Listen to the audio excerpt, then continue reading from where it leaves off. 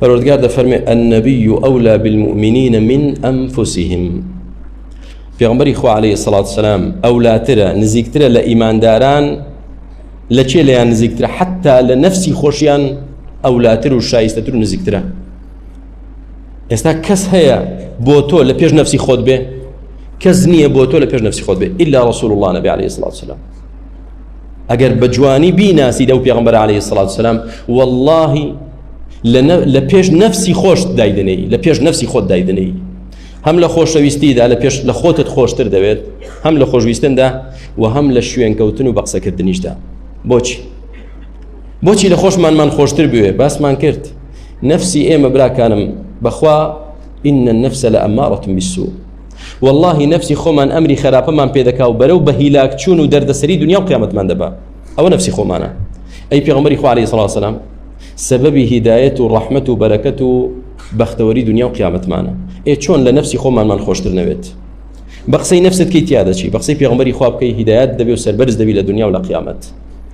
نفسی تۆ والله خێری بۆت ناوێت، بەڵام پێغەمبەری خوا لە خێر زیاتر بۆ تۆی ناوێت سەڵات سلامی خوای لەسەر بێت. بۆیە پێغەمبەری خوا عليه الصلاة والسلام فەرمووی لا يؤمن أحدكم، کەس لە ئێوە ئیمانی نییە و تەواو نییە حتى أكون أحب إليه من والده وولده والناس أجمعين. أو إيمانت تەواو نابێ، ڕاست و دروست نابێ تاوەکو پێغەمبەری خوا عليه الصلاة والسلام بەلاتەوە خۆشەویستتر دەبێ لە چێ؟ لە باوکت، لە مناڵت، لە تێگڕای خەڵکیش. بۆچی باوک و مناڵی باس کرد؟ چکە خۆشەویستترین شت بەلای مرۆڤەوە چێیە؟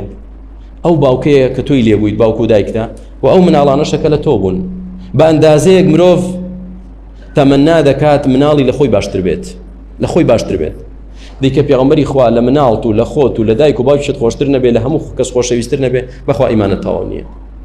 عمر ڕەزای خوای گەورەی لێبێ فەرمووی یا رسول الله والله لا أنت أحب إلي من الناس أجمعين.